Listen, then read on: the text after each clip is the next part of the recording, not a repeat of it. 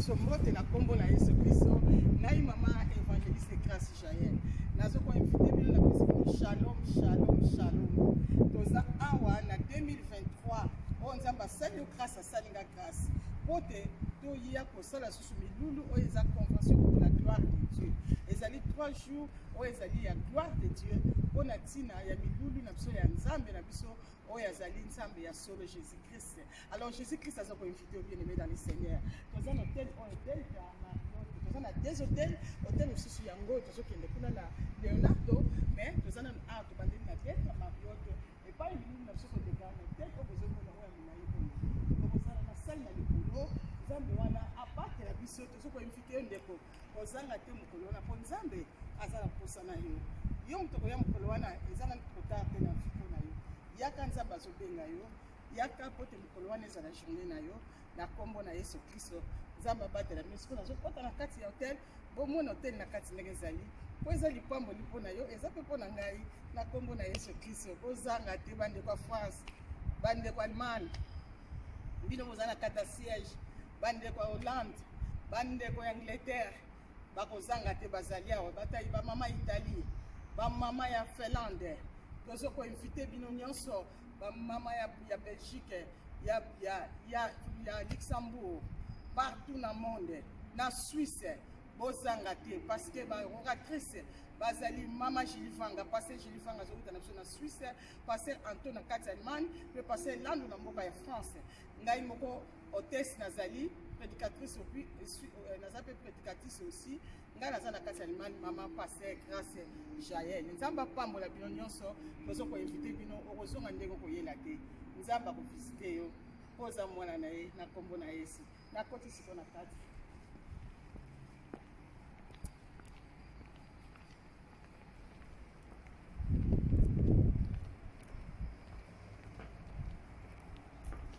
Ah, bon, moni na zokota.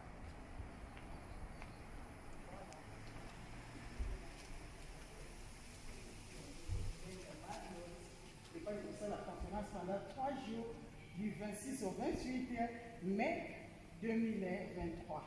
Boya ebele tozo ko invité bino na kombo na Yesu Christ. Hotel na biso ya Mungu Melka Mariotte. Nous avons meeting na biso aria kuna place conférence koleka na kombo na Yesu Nzambe apambola bino biso shalom.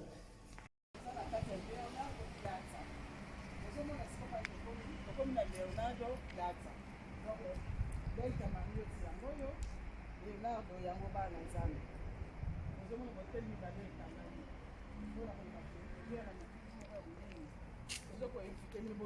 Bamama bakoteya bokozonga na mapambo litala Yesu aza na bomoi miracle nani esila te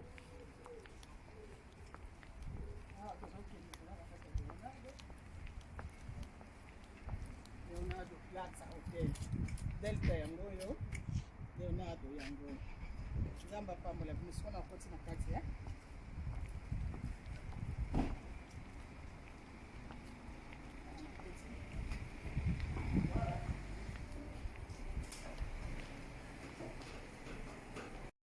bana na Nzambe toyebisi bino bozanga te na date ya le 26 sur le 28 mai 2023 bokutana basurprise ya kitoko Nzambe alola akosala miracle ezali tozala na confiance ya Yesu Masiya boya na kati ya conférence oyo na kati ya Frankfurt tobengisi bino invitation eza mpona bato nyonso basali na Nzambe bakuta France Belgique Londres partout bakoya mpona kotatola moye na Nzambe na kati ya Frankfurt bozanga te boya edele bokosepela Nzambe abongeli biso makambo ya kitoko na bomoi na biso bokozonga ndenge bokoyela te bozala na kondima mosali na Nzambe ye boyoka ye moko ayebisa bino Nzambe apambola bino shalom tozoka invite bino mokili mobimba bamama partout bozali bapapa bana na Nzambe tozanga te toya biso nyonso na 3 jours de gloire bato mosusu topartir ya jeudi baza déjà awa amen baviolent bazali jeudi je bato bazotomba awa ozanga te tozoko invite bino bafemme de feu bazanga bakoteya bino mama pasteur Jilivanga na Suisse na mboka Genève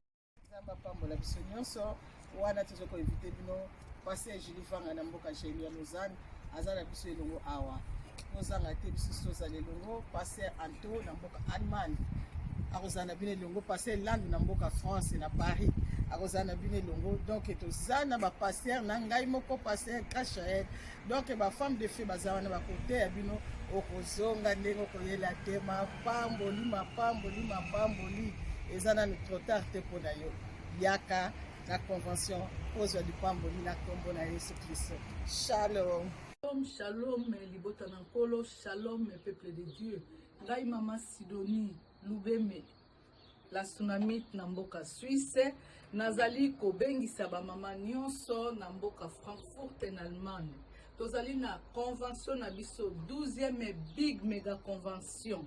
Tokobandango di 26, 27, 28. Ekozala na hôtel Delta Marriott na mboka Frankfurt en Allemagne. Oratrice principale na biso azali mama Grace Jaël. Bien aimé kotika na ndako te na bengi ba mama ya Suisse, ba mama ya Allemagne, ba mama ya Hollande, ya Finlande, ya Luxembourg, ba mama nyonso boya ke mona nzambe ko se manifester. Bien aimé, ta musu mokolo wane kozala mokolo o nzamba bongisi pona yo oya kozwa lipamboli kovanda na ndako te. Tikete Yesu Masiya apambola moto nyonso akolanda spot oyo na kombo na Yesu Masiya. Merci boya ebele. Bonjour, c'est nous les mamans de bonne position en mission de Bruxelles. Nous vous recevons avec joie pour notre convention qui va commencer le 26 mai. Oh, que Dieu est merveilleux, que les frères et les sœurs se rassemblent, se retrouvent ensemble. Il est doux et agréable à des frères de demeurer ensemble, car c'est là que l'Éternel répand sa bénédiction. Venez nombreux à la convention de Francfort. Jésus-Christ revient très bientôt et il a besoin de toutes les femmes du monde pour qu'elles puissent venir à Jésus-Christ de Nazareth, car c'est là où tu trouveras le calme et la tranquillité dans ta vie. Au nom de Jésus, Amen. C'est la maman de Paris. Moi, c'est maman Marie-Josée. En tout cas, je vous salue. Je suis la fille de maman Landou. Vous le verrez, maman Landou. Rendez-vous là-bas en Allemagne. Nous avons notre séminaire qui va commencer le 26 mai. En tout cas, je vous invite franchement de venir nombreuses. Il y aura la grâce de Dieu sur nous et il y aura la puissance de la parole, il y aura la puissance de la croix. En tout cas, venez nombreux. Que le Dieu d'Élie qui exauce par le frère, il va vous visiter ce jour-là. En tout cas, venez nombreux au nom puissant de notre Seigneur Jésus-Christ. Amen. Bye, ciao. Bye. Bien-aimés dans le Seigneur, nous avons un séminaire du 26 mai au 28 mai qui va se tenir à Francfort. Venez nombreux et nombreuses pour soutenir notre maman pasteur, maman Landou, de l'église et Parole de Vie, AIPV.